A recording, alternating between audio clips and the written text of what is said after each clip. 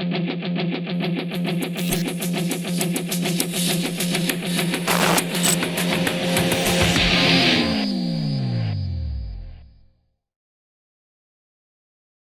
Clinton. I showed competitively in the American Quarter Horse Association in the mid and late 1970s. I'm not a world champion by any means, but I did put quite a few points on my youth gelding and have a solid foundation. Now, at age 61, I purchased a been there, done that 15-year-old Western pleasure gelding. Bob is rock solid, and my daughter rides and keeps him flexible and tuned up for shows. However, I want to do more and learn something different, maybe groundwork, that challenges me and my horse. My question is, could you offer advice on things to do with older horses on a daily basis to keep their minds and bodies active? Okay, so this lady bought an older horse that's been there and done that, and I like that. When she's 61 years of age, she doesn't need a 2-year-old Greenbroke colt. So congratulations, you were very smart buying an older gelding that's been there, done that, and will help you and make sure you have a lot of fun. So she's wanting some suggestions on some things you can do with older horses to keep it fresh and interesting. One thing for sure is, especially with older show horses, is don't train them every day like you're showing them. Take them on some trail rides once or twice a week. Put them on a trail obstacle course. Do some groundwork with them. Teach them the fundamental, intermediate, and advanced lessons of my method. You could teach them some trick training. Teach them how to bow. Teach them how to smile. Just simple things like that. Anything that interacts their brain without doing the same boring shit every boring day. It's kind of like this. I've never hid this about my career. After doing this 28 years, I got very burnt out on people, clinics, teaching, the whole thing. Now that I've retired, I'm doing way, way less of that. I only do 3 tours a year, and that's it.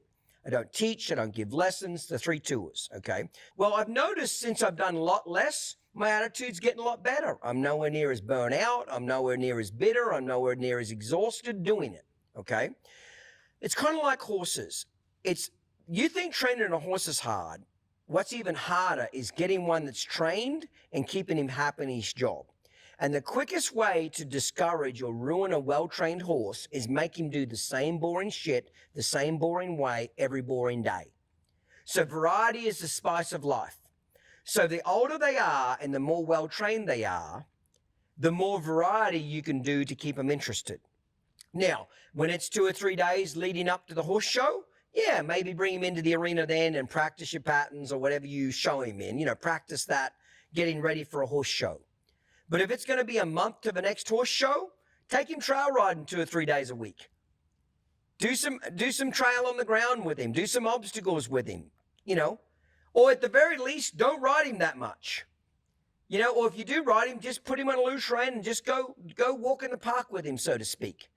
It's like these old show jumping horses. Like you see these old kids' ponies that just fucking hate their jobs. They jump over a cavaletti, and as soon as they land, they want to reach back and grab this kid by the foot and fucking sling it to the ground and stomp all over it because they've been jumping and jumping and jumping and jumping and jumping into their late teens, and they hate jumping. They resent it. And they resent these kids pulling on their mouths. They're just burnt out jumping ponies. Okay? The quickest way to freshen those horses up is don't do the jumping. I'll never forget this. Years and years ago, me and Gordon, when I was Gordon McKinley's apprentice, okay, we lived in central Queensland, and there was some friends of Gordon's that were cutters.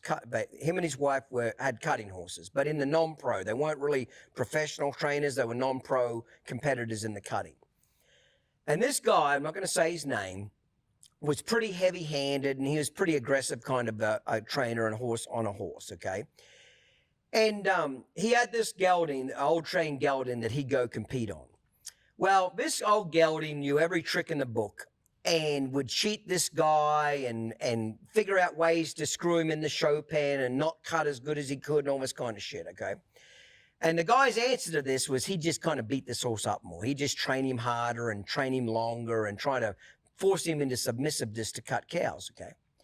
Well, this particular couple, they went and joined some fucking peacekeeping group somewhere where these peace groups that travel around the world and go to a fucking foreign country and teach people how to take a shit in dirt hole or some shit like this, okay? So they joined fucking Greenpeace and they fuck off for 2 years. And leave their horses with Gordon and I, and we just stuck them in the pasture. So they come back from this fucking Greenpeace mission, whatever the fuck they're doing, and this old cutting horse hasn't been ridden in 2 years. And the guy comes home, and 2 weeks later, there's a cutting horse show 2 hours from where we live.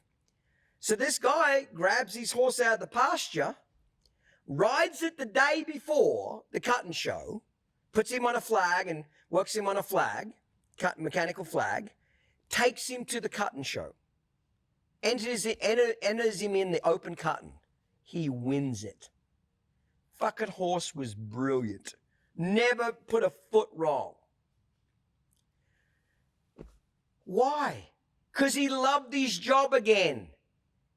So what do you think happened when he wins? What do you think the owner does? The owner goes back to riding him every day, cutting cows on him every day, drilling on him every day.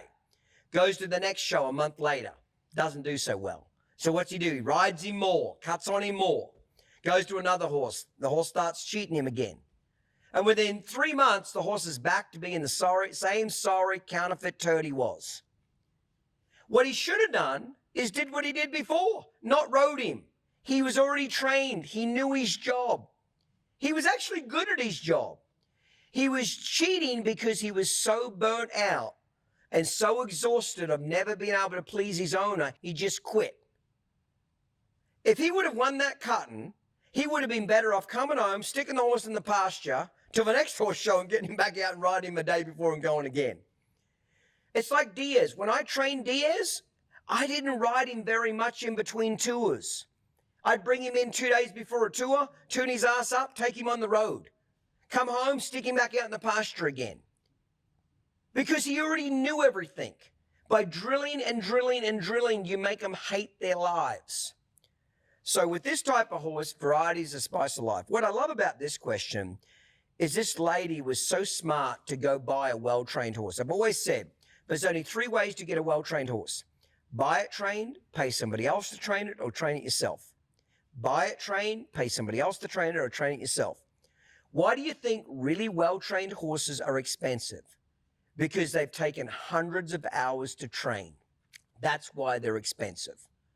You're paying for the hundreds of hours. So if you don't have a lot of money to buy a well-trained horse, that's okay. You don't need to be rich, but you better train it yourself.